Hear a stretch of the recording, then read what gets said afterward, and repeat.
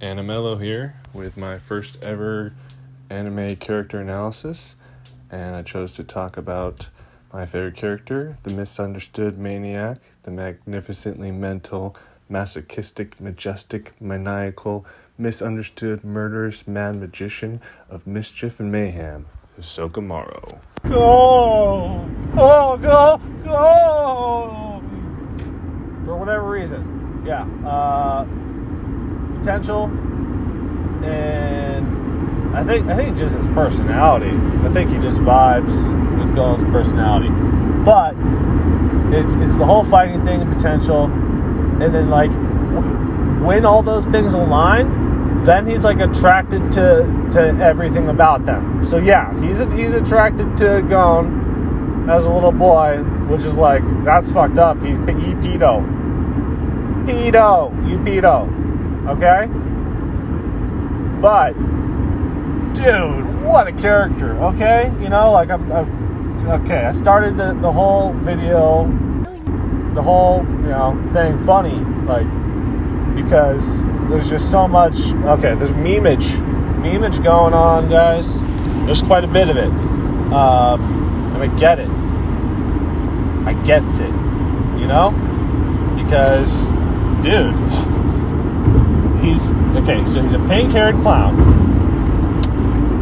white face, a star, and a teardrop under each eye, and bungee gun,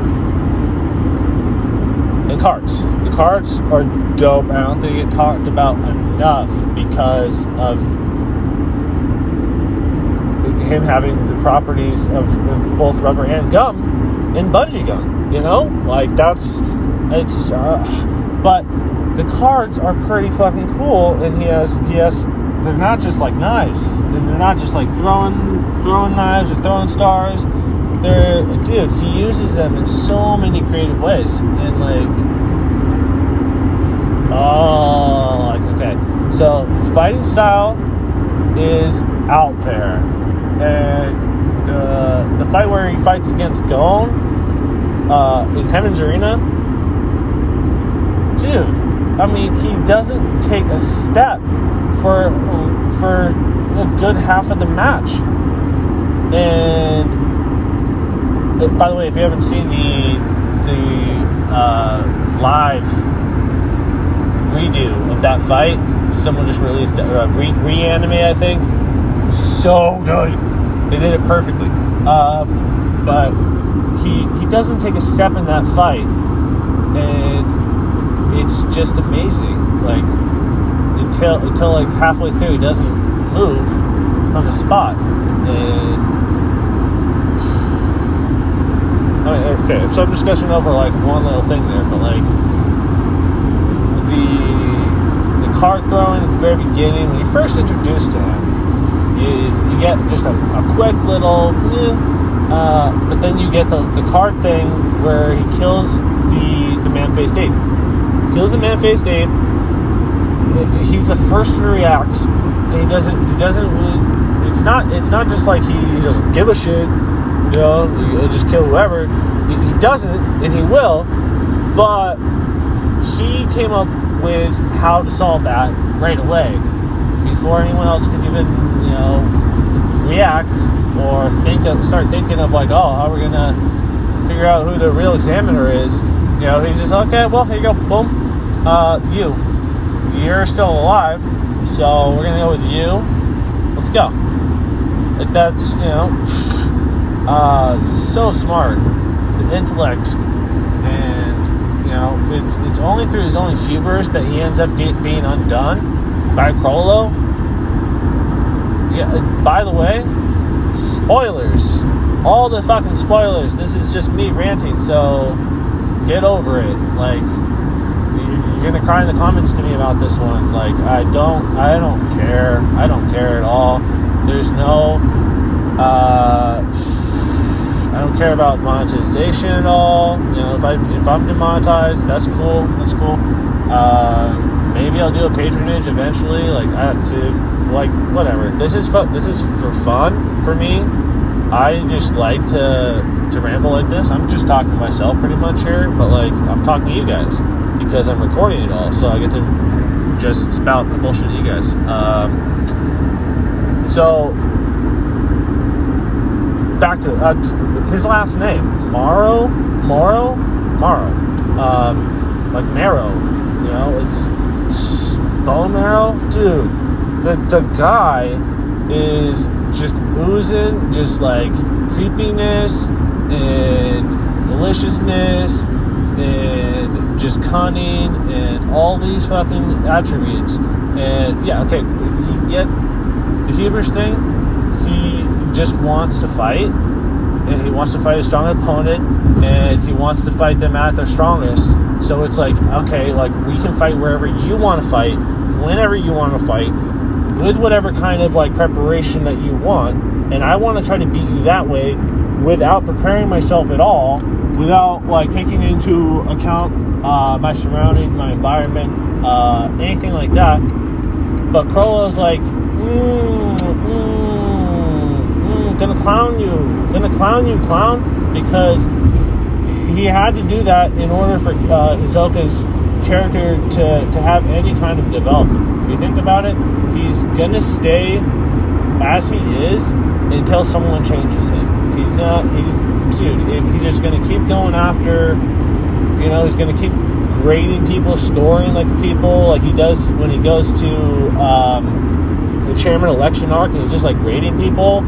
That's dope.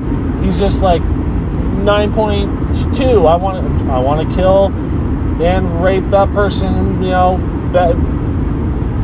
one or the other, back and forth. I don't care which is first. You know, he doesn't care. He's a fucked up individual, and he wants to not only fight someone and like beat them, but he wants to take them apart. He wants to rip them apart in every way imaginable. He wants to just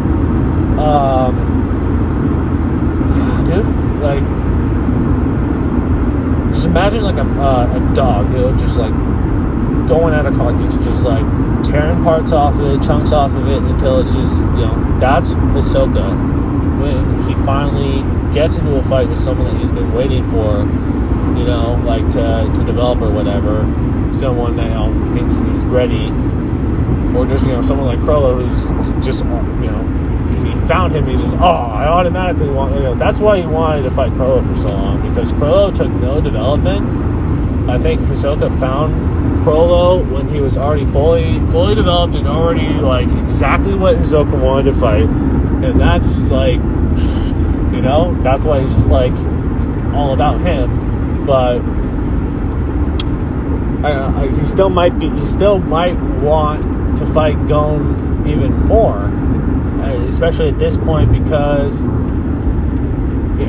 sure Hisoka lost to Crollo once, but he's gonna want to fight him again and just kill him. But that's the thing, like he wants to fight him just to kill him at this time. He doesn't care about enjoying himself as much anymore, I don't think. It's all you know, not even like revenge, I don't think. It's just like efficiency. He's just an efficient fucking mindless, not mindless, but you know what I mean. He's just single-minded and focused on just, he's a hunter, dude. He's a hunter now. There you go. First hunter. That's the one. Hunter. He's probably the first of the hunters. Hunter, and then there's the X, and then there's another hunter. Hisoka's got to be the first one, because, dude, and like it took up until that point in the show for it to happen now, because Crollo killed him. Crollo fucking killed him, and sure, he was already like a hunter in a way, but like if you think about it, he was also just playing games. He's playing games, and sure, some of the best hunters, like in real life, like lions and killer whales and stuff, they play with their food. It's fucked. But those ones that are just like the high success rate. What's the high success rate? Do you guys know? Anyone in the comments? I want to see if anyone knew this before I throw it out there for you guys. But it's not who you think. Not the animal you would think at all. Wild dogs. African wild dogs. Yeah. No, I'm not. Dude, 80% success rate from wild dogs. African wild dogs. That's insane. Every time they go hunting, 4 or 5 times, they get food. Now, they don't play with their food, dude. No, not until it's dead. They want that shit dead. They chase it. They chase it down for miles and miles and miles. But they're never actually playing with it, dude. They're efficient. They are waiting for it to tire out so that they can take it down. And it doesn't really matter the size. They take down fucking the most beast, animals in the animal kingdom. Some of like the tankiest things like out there, fucking like water buffalo and stuff. Like big animals. And they're just taking them down. So yeah, think on that. Part 2 coming soon, guys. All right, part 2. Now I've calmed down a little bit. Hisoka Morow. Back to this guy. All right, this guy. I am gonna stick with the African wild dog thing I was talking about, and how I was comparing him, because I like that. I like where I was going with that. Just being honest. So I'm gonna stick with that, and it's all about the efficiency thing. They're just so efficient, and now that's what Hisoka's become. He's gone from something like I don't know, like a leopard, like a cat, like a big cat that cats are known to play with their food, and it's just how it is. I have a small black cat, house cat, but he is vicious, dude, and I don't know. I can definitely see the predator in him. Like he knocks these lizards around and plays with the tails that come off of them, and so that's a type of hunter for sure. That's one type of hunter, but you can see how their success rate and their efficiency level isn't the same, because what happens when they're playing with the food? The lizard drops its tail and it pieces out, right? It leaves the tail to distract the cat, and the cat plays with that for a second, gets distracted playing with that, and the lizard scurries off and gets away, So you wouldn't catch a fucking African wild dog doing that, man. You would not catch pretty much any dog doing that, man. If they catch something, if a dog catches a rat, they kill that rat. It's just dead, like that's, they don't play with it beforehand, I don't think, you don't see that really with canines. So, and these African wild dogs are just the epitome hunters when it comes to canines in general. They have wolves beat, they have every other kind of dog or wolf breed, coyote, fox, any other kind of mammal, any other land predator, any other predator in the world, land or sea. These things are able to, outclass them. So what is it about them that makes them like that? It's their efficiency. Okay? They work as a pack. They have 12 to 20 strong pack, a lot of them, and they always have their mom, the alpha, female usually leading the pack, and they all follow her lead. They go when she turns off and starts following one of the slower ones of the herd, they have to know to turn off with her. They can't get distracted by one of the other ones. So they all turn with her. So that's the efficiency thing, He's not getting distracted by anything anymore. He's not playing with his food anymore. He's not waiting for things to develop. If he knows someone is strong and he knows they are going to get stronger, i.e. Gon, if he sees Gon now, at this point, even if he didn't say anything in Heaven or Arena when he said, the next time we fight will be to the death, he meant that for sure. But he was still going to play with him, dude. He was still going to, test him out and, see what the limit of his power was before he killed him and all that stuff. What do you think Hisoka's going to do now, dude? It's gonna be tragic. It's gonna be brutal. If Togashi goes this way, if he kills the main character off in a definitive way like that, I can't even tell you how happy I will be with this series. And I love Gon, but if they actually take out a main character like that in such a brutal way, if Hisoka gets his hands on Gon and is still at the point where he's in this mindset, he's like a fucking zombie now almost. He's well, I said mindless before in the other video, he's single-minded, but it's almost like a mindless thing because he doesn't, sure, he's calculating he's still just as smart. I'm sure when he fights, he's gonna, plan and calculate and, be able to see all this stuff coming from miles away like he always does and plan ahead. But he's joyless now. I think he seems to be lost a little bit. He's a monster. He's a feelingless monster, whereas before he was a monster that felt too much. He was a monster, a hunter, a predator that, had an attitude, had a personality, had a way about him. And not that he's still, the guy still has a way about him, and I'm still fascinated to see where they go with Hisoka in general. But,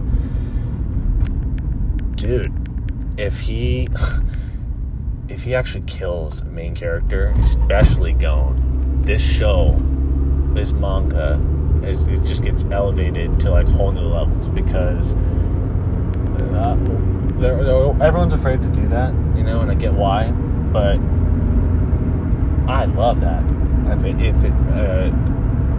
If the hero's tale becomes a tragedy and the predator kills the prey, the hunter is able to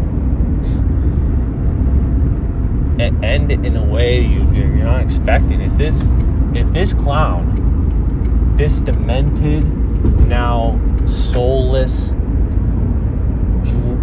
singly driven clown ends up killing a main character, it's going to be talked about for decades and decades and decades. And it just depends on how they do it. But Togashi, I have absolute faith in the man. The man is absolute GOAT, in my opinion. He has two of my top 3 favorite anime manga of all time. I should say the manga because that is his original depiction. That's his work. So that's that's what I follow for the most part. But the 2011 anime was fire, and I've been going back through the 1998 Hunter x Hunter also, and dude, I think I like Hisoka more in some parts of that one, and I just like the light blue hair, like the lightish green kind of hair. Not that I don't like the OG well, not OG, but not that I don't like the hot pink look, man, because that has become, Hisoka's trademark, I think you'd say. He's got that green, that pink hair now, so it's part of his overall character, even though he had a different color in the earlier version. But as I was saying, man, I think with the way he's just efficient now, he's going to go after the spider, and he's going to do it in the most efficient way possible. And how do you do that? You go after each of the legs, you take them out one by one, you slow the spider down, you wear it down, you break it down until there's only the body and the head. Now, let's get into that a little bit. Who would you guys say is the body? Because we know the head is Carlo, but he said it. Doesn't matter. The spider can survive even without me. But so who would you say is the body of the spider? Because we got more than 8 members. We got 12 members in the spiders. Well, after everyone's killed, let's see, what are we down to now? I gotta go through and do that. Give me a second. Let's see. We got Shellnark's gone. We got...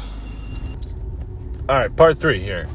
So, Hisoka Morow, I'm going to see if I can do this without looking it up first. But I wanted to go through how many of the spiders he's killed up to this point in the manga. And we're going to pick apart who are the legs and who are the body. Because we know who the head is. I think we know who most of the legs are. Anyone who's dead is a leg, we're going to say, right? Okay? Because what I said in, part 2, Hisoka's going to go after the legs first.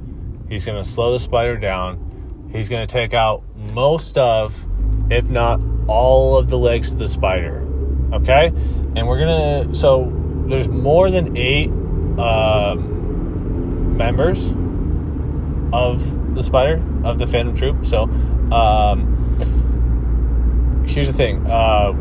We're going to designate 8 of them as legs, and then the remainder, besides Crollo, are going to make up the body. Now, again, okay, you're going to tell me spiders have the head, the abdomen, and the thorax. Yes, okay? So there should only be 2 members of the body. There might be more. We might have a little bit more members of the body, so just go with me here on that.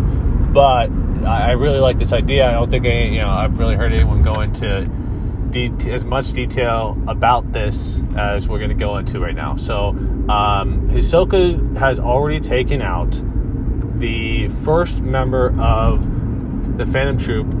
The first leg of the spider he took out was the one whose place he took. Number 4, he took that spot. So I'd say he took out part of the body. I don't know who the member was he took out, but I don't think it was a necessarily weak member. I think Hisoka's just that top tier. He's an assassin. He's a fucking monster. And again, he's the hunter. He's the first hunter in Hunter x Hunter. So we're gonna go with that. He took out one of the body. And so the spider still has 8 legs, basically, at this point, and Hisoka's not one of them. Especially since he was never actually in the Phantom Troop to begin with. He was never part of the spider, because he had the texture surprise. He had the tattoo, basically, the layer over that was just fake. So he just took that off, and the spider tattoo is gone. He never had that. So either call him part of the body, or say he was never part of the spider to begin with. You can't call him one of the legs. So we're not going to count that guy as one of the legs being taken out yet, but we might add it going down. Let's just go through them first. So we took that one out. Then he killed, in a way, he kind of helped kill Uvagin. He was not instrumental in any part of it. He wasn't, involved in the fight or anything like that. But he kind of helped freaking Kurapika. If you think about it, he started helping Kurapika in the trials, the hunter trials, hunter exam. So, in a way, he's partly responsible for Uvagin's death. Now, Uvagin, you gotta call him one of the legs. He's a burly leg, for sure. And I want to call him part of the body. I want to call him like the fucking thorax. I want to call him the caboose. But I don't think you can, because there are just characters, there are members of the spider that are just that fit better as the body, because they're more powerful. It's not like a strength power thing. It's, what I'm saying. It's just that they could kill Uvagin using their net abilities if it came down to a fight between them, despite how strong Uvagin is. So Uvagin's a leg. Hisoka, in a way, indirectly contributes to his death. Boom, one leg of the spider gone. Now, this is before he becomes efficient, before he becomes an animal. So he, an absolute animal. So he is still playing with his food at this point. That's why he's not the one that kills him directly, too, right? So let's go from there. Now, his the member of the spider that dies is Hakunoda, right? I think she's the next member that is officially killed off from the spiders, and she does it to save him. Now again, you kind of got to give Hisoka a little bit of credit here for this one too, because she was backed into a corner because Kurapika got a hold of fucking Crollo, and he's using him as a captive, as a bargaining chip, or else he would have just killed him already. But he wants to kill as many of them as possible, and he wants to get the Scarlet Guys back. So Kurapika, again, he's kind of being influenced by Hisoka. So that's two of the legs done. Hakunoda, even though she's kind of the heart of the troop, in a way, I think she's still got to be one of the legs. I don't think you can count her as the body either.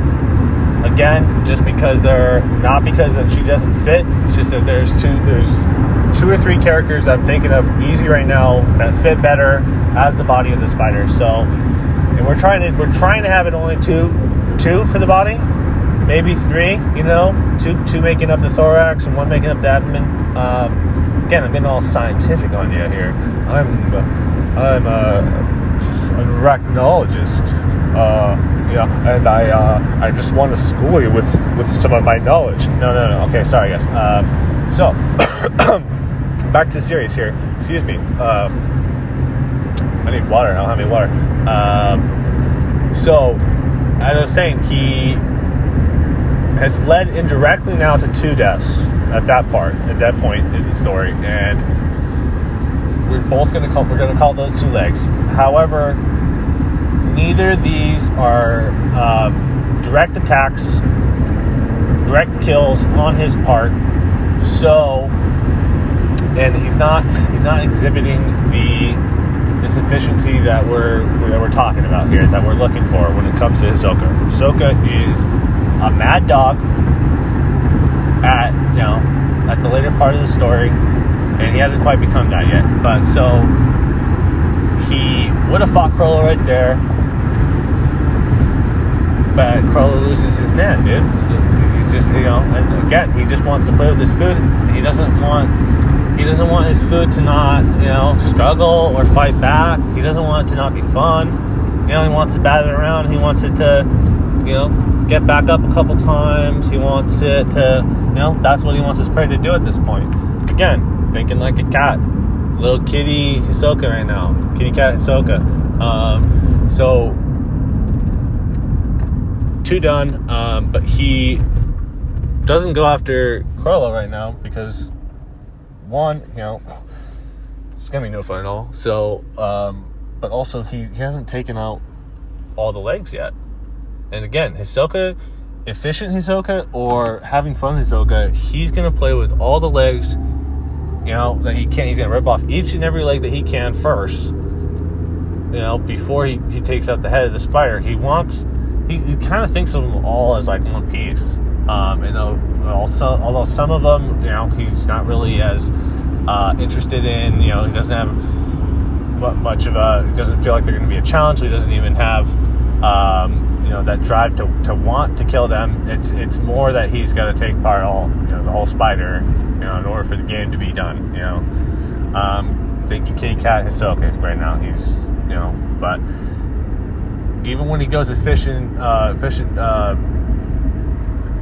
wild dog on us, man, he's still thinking in that same way because he's not playing with his food at that point when he's going for the legs. He's efficiently wearing it down the way that African wild dogs do it. And so he's going to stick with that same strategy, but he's just going to do it by himself at this point, As soon as Carlo kills him and he wakes back up and he's resurrected, dude, by his infinitely fucking purposeful bungee gum that has the properties of rubber and gum and apparently life-saving, life-healing properties that can restart a fucking heart. Yeah, so he's pretty OP. He comes back to life and his personality's changed, right? So now he's different. If he has a personality at all, it's more what can I compare it to? Yeah, I don't know. I'll gloss over that for now until I think of it. But okay, so he comes back and now he wants to just take them all out. He wants to do it efficiently. He's going to do it himself. He's not going to do any of these, leading around type of thing, and like kind of trick someone else into doing it or like influence anyone else into doing it for him. He is on a mission now. He wants the head of the spider. He's hungry. He's done playing around. So he goes onto the Black Whale 1 and goes with the rest of the Phantom Troop to the Dark Continent. Obviously, that's where we're at in the story right now. We got a lot going on that ship, but my favorite part is still when is Hisoka gonna pop up? What's he gonna do?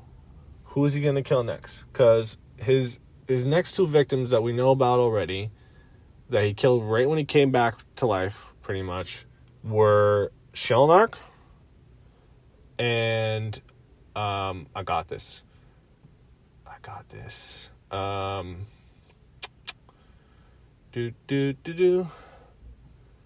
Shellnark and come on, I'm doing this without looking it up. Come on, I can do this.